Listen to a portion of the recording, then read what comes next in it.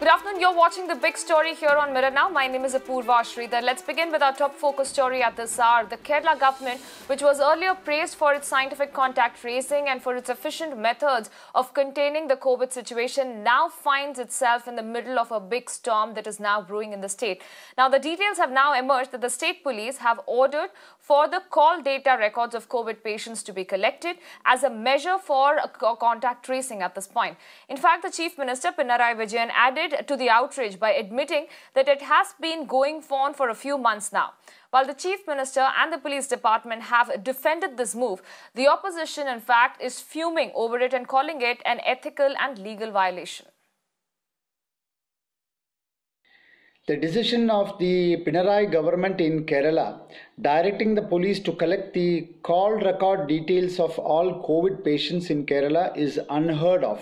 The Kerala government has again failed its people and is acting in an insane manner. The government needs to explain as to how it matters as to whom the patient has talked to. Now the government is trying to collect the call data records of the citizens, which is a grave mistake as far as privacy of citizens are concerned. The move of the Pinarayi government is not only illegal, but it is also illogical. And here's the instruction that has come in from the Kerala DGP to all the police forces in Kerala. The Kerala DGP, they are saying that senior cops to in fact take up this matter with the BSNL, ensure that the call records are available when necessary. Also saying that Vodafone in fact has been delaying sending the call records, and this is an instruction that has come in from the Kerala DGP to all the cops at this point. So these are the updates coming in at this point. However, we are looking at this controversial contact tracing move where the Kerala police has also now defended this move and has said that they're looking essentially for primary contact tracing. Not just that, they're also checking calls to know where the patient has gone, and also to check the calls to know, in fact, who all have the patient interacted with. And this effectively forms the contact tracing process. Not just that, we're also looking at the COVID patients who need not remember everything, because that can be established through the calls. And the police, they're defending this move by saying that, in fact, no other motive there behind collecting call data records at this point. Let me bring in my colleague Vivek, who's joining me on the phone line with further updates on this. Vivek, the Kerala model of COVID tracing, the contact tracing, were in fact earlier lauded.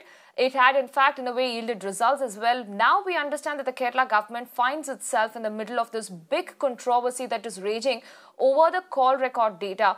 Tell us about how long this process has been continuing. What has been the defense that has come in from the state government regarding this massive uproar surrounding this issue?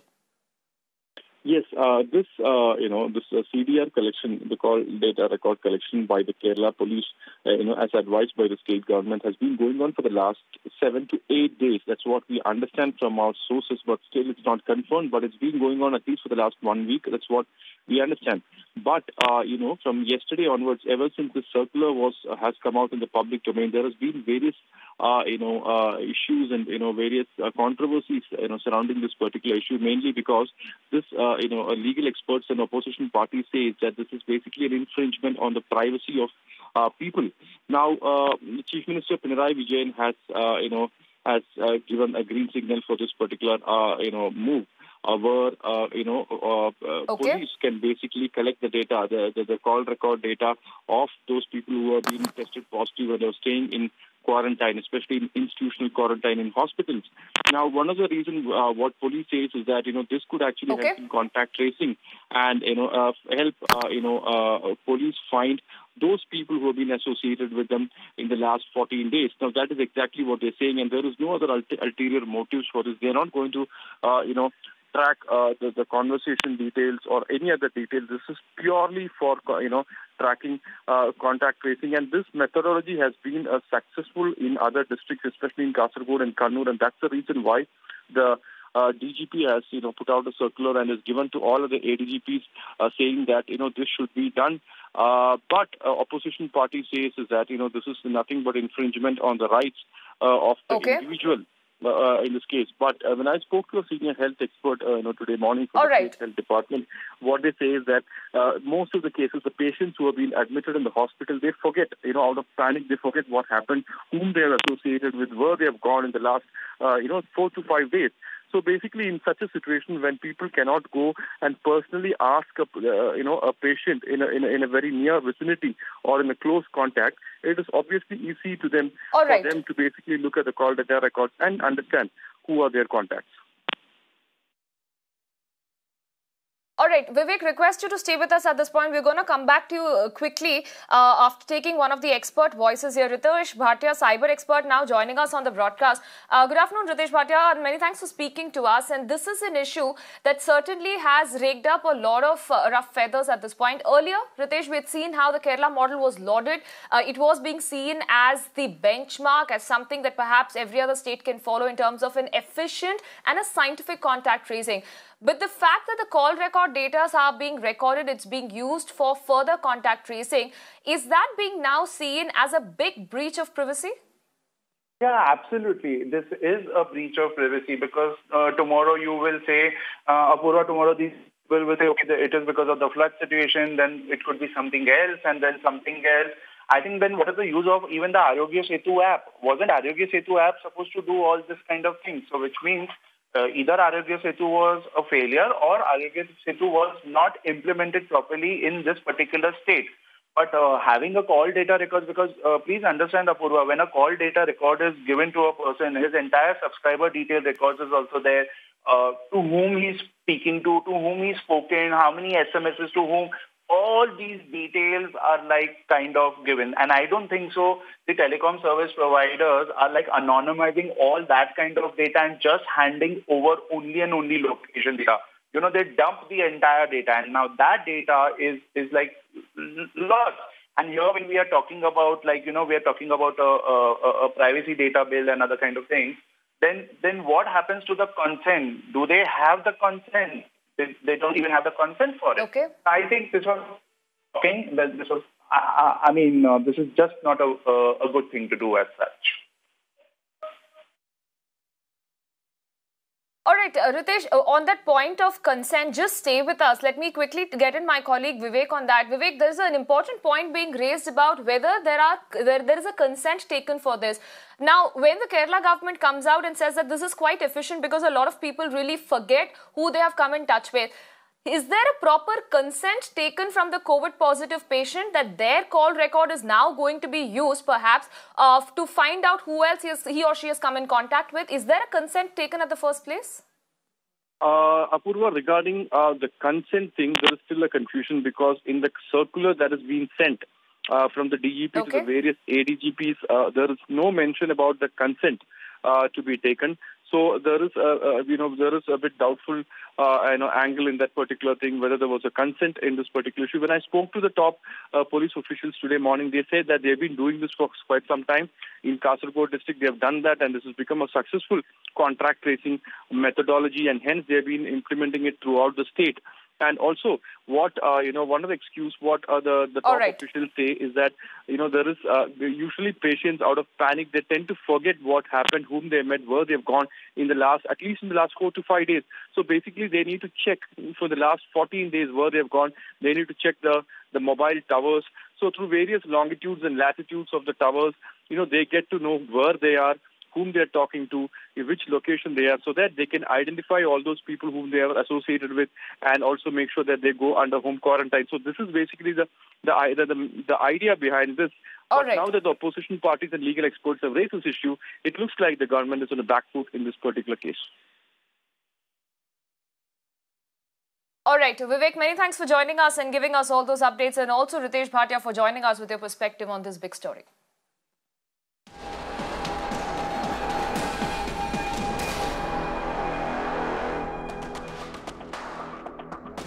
We're getting some news that's breaking this minute coming in from the top court. The Supreme Court says the Delhi High Court order of contempt of court proceedings against the Environment, Forest and Climate Change Ministry for allegedly failing to publish draft environment impact assessment or the EIA notification in multiple regional languages besides Hindi and English. Let me bring in our Deputy News Editor Meenakshi Bhanja for further updates on this. Meenakshi, can you take us through the details of this entire case? Well, that's right, Apurva. Like you rightly mentioned, eventually the Supreme Court has stayed the Delhi High Court's ruling. Although the Supreme Court said that the Delhi High Court ruling did not seem completely erroneous in law. But what was interesting about today was the fact that central government was seeking for a stay on the Delhi High Court's earlier directions. However, in the course of proceedings today, the Supreme Court has observed and suggested that the central government should consider an amendment to the official languages rules, which says that official publication should only be in Hindi or English and allow for the publication in regional languages. So that's the big takeaway coming in, that while the earlier directions of the Delhi High Court has been stayed by the Supreme Court, yet it is the suggestion, or rather the observation of Honorable Chief Justice of India, that the central government should have a look at wanting to amend the official languages rules so that official notifications can be translated in more regional languages, Apurva. All right, Meenakshi, many thanks for joining us and bringing us those breaking updates.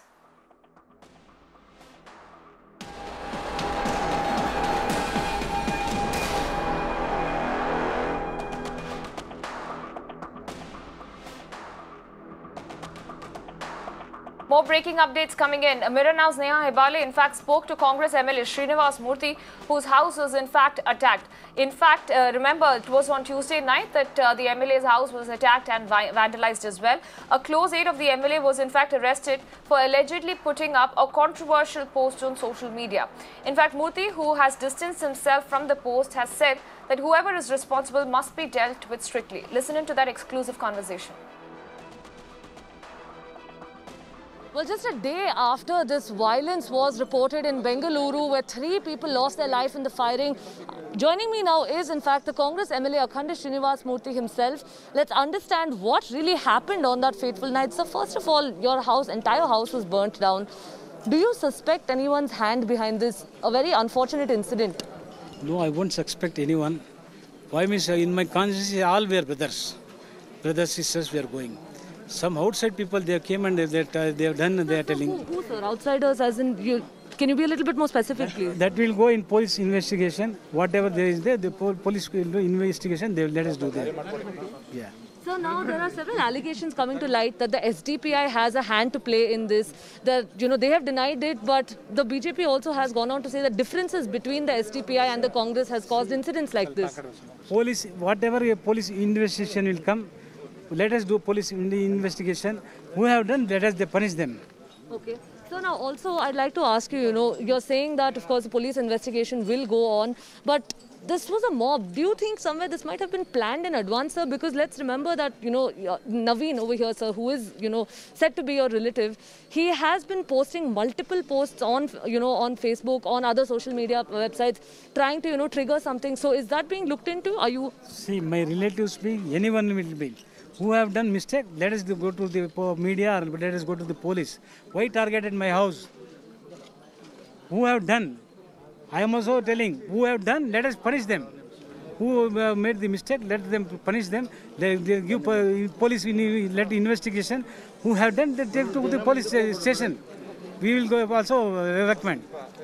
And so lastly, I have to ask you, have you, of course, asked for any kind of police protection? Yesterday, we saw you breaking down also, it is, of course, a very sentimental thing for you because your house of all these years now has been burnt down. So have you asked for protection for your family? Have you received any threats after that? How has the situation been? I have not asked any permission, police protection. All my peoples are with me. Public is with me, not necessarily protection to me. Okay. And sir, on that night when this incident happened, where were you? Were there any people I was in my conscience only. I was in conscience only. Okay. Okay. And sir, so at the time, did you reach out to the police immediately when this happened? Was there protection provided from them on the spot? How was the crowd doused at the time? How was they? More than 4,000 people have come. I have not seen. They are telling, and I have talked to the commissioner, police commissioner, and they have requested. That time no fire engine has not come, no police that time, they can't enter inside. The crowd was, the public was there. Okay, but sir, the commissioner tells us that, it was the police that actually managed to save all the people around here and, whatever little bit remains that, they acted very swiftly on their feet. What is there to see? Anything is there in the house, my house? Nothing is there, all is burned. Yeah. All right, sir. Thank you. Thank you. Well, in fact, that is what transpired on that fateful night. The Congress MLA saying he wasn't present at home, but was in his constituency. And now he's also, in fact, gone on to say that, any hand of an outsider in this should be investigated by the police. And he has, of course, not really requested for any police protection, is what we understand. In Bengaluru with video journalist Vinay, this is Neha Hebale for Mirror Now.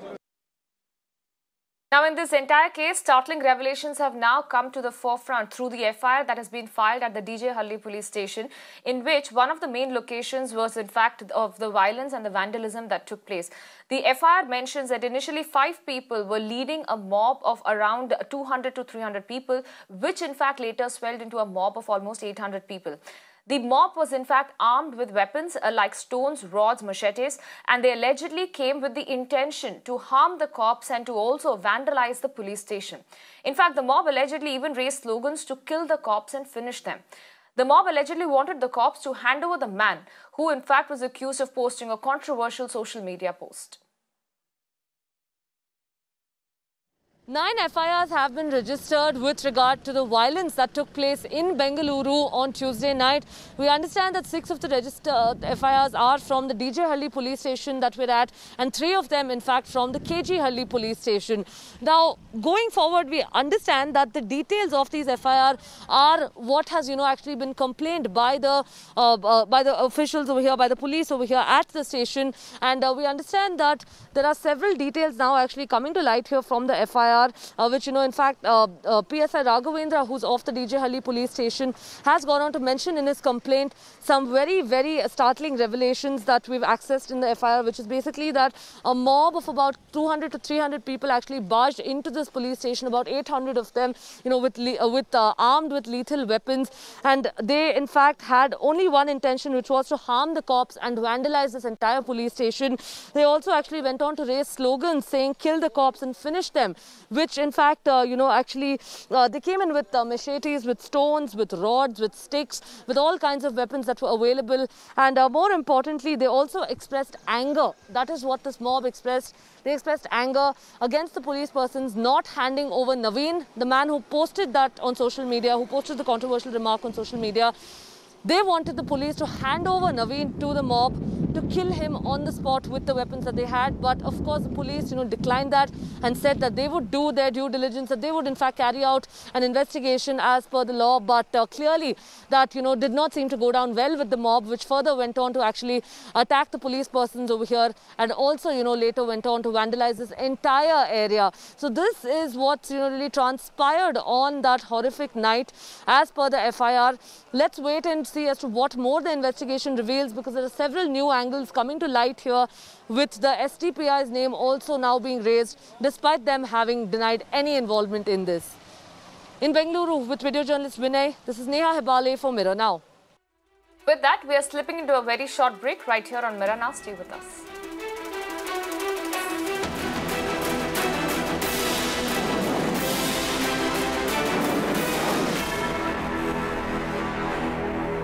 Are you confused about how and where to invest? On this show, we make it simple. A guide to help you make your money grow. A show that puts your money first. A show that makes personal finance simple. Investor's Guide. Only on Mirror Now.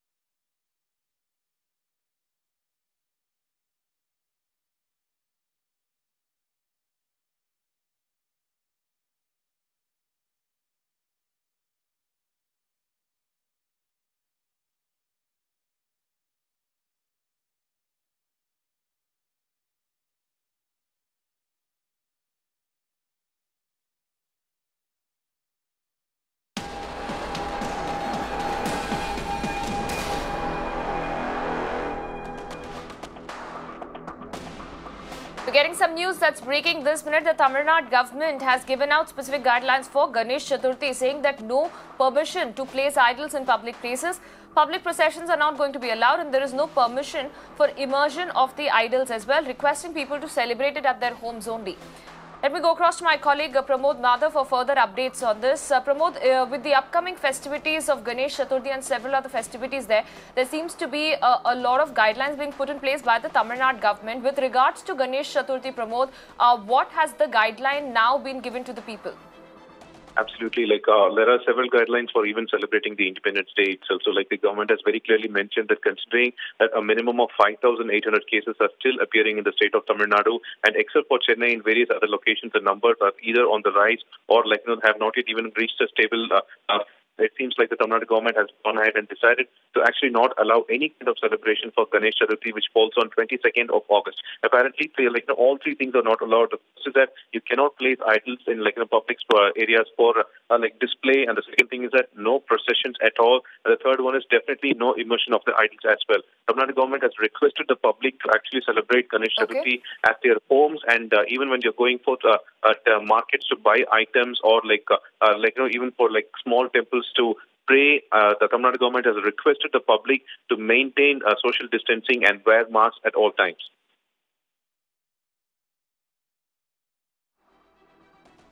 All right, Pramod, many thanks for joining us and bringing us all those breaking updates.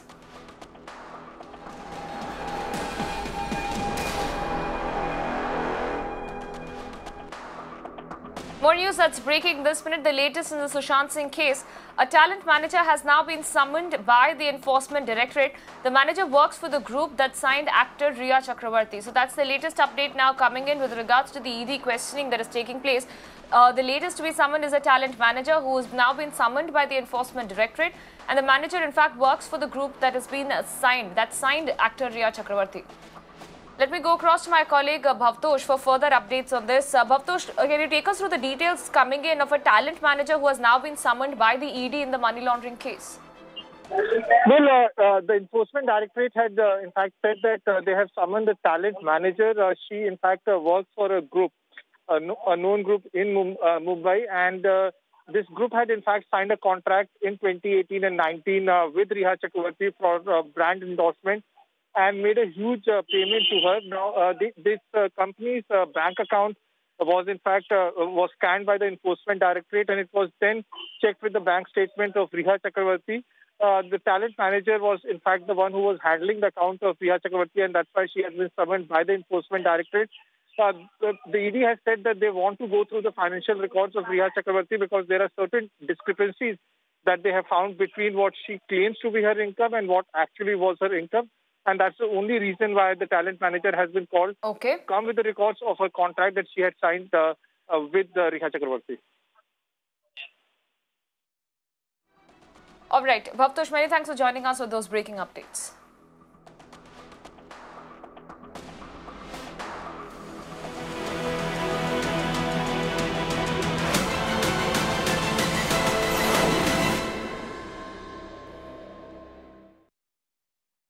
Now, heavy rains and floods have wreaked havoc across at least 6 of the states in India. We're talking about Kerala, Karnataka, Uttarakhand. They've all seen massive landslides that have been triggered by heavy rains, killing hundreds across the country. Meanwhile, other states like Bihar, Odisha, Uttarakhand and Madhya Pradesh have also seen several of the rivers that are overflowing way above the danger mark, and that has led to drowning of lakhs of villages and also damaging several of the houses and destroying crops as well. Let's first look at the update coming in from Kerala, which is one of the states which has been worst affected.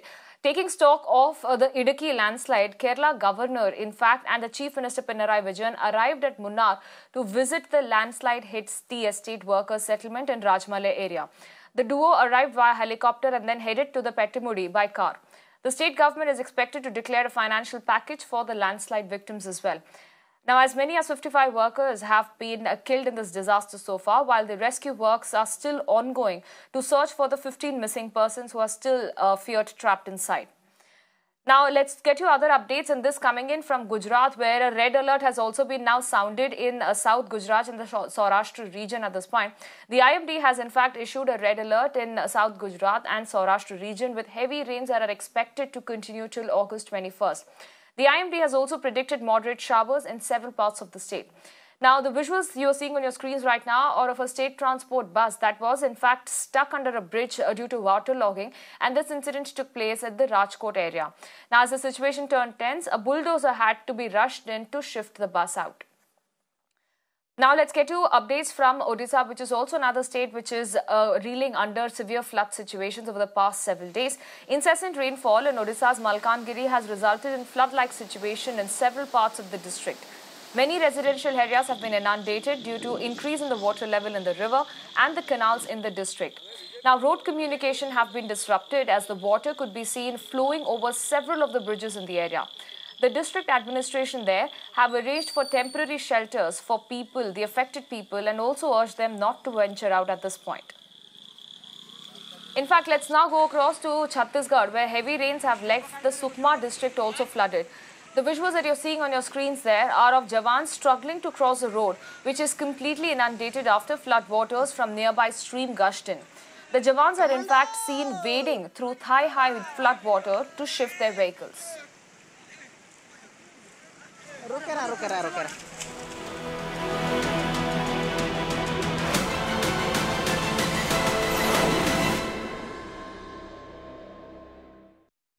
And time now to take a quick look at what else is making headlines across the nation. The Economic Offences Court in Kerala dismissed bail petition of key accused Swapna Suresh in the Kerala gold smuggling case. This comes days after an NIA court also denied bail to the accused.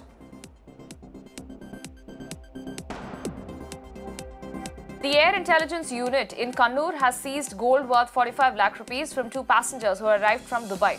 The gold was in fact concealed inside umbrellas, ball pens and in place of jeans button. Both the passengers have been detained and further investigation is underway. Councillors from the AIADMK and the DMK flout social distancing norms in Madurai. A tussle broke out between the netas from both the parties during a tender acquiring process. Many of the councillors weren't even wearing masks and argued standing close to each other. Even though cops were present at the location, they didn't bother to enforce the social distancing norms. A 5-year-old girl was raped by a man in the Baran district of Rajasthan, allegedly in the premises of a school. The incident took place when she went to attend the nature's call near her house when she was grabbed and was sexually assaulted. The minor has been now hospitalized. Taking cognizance of this matter, the cops have now registered a case and arrested the accused.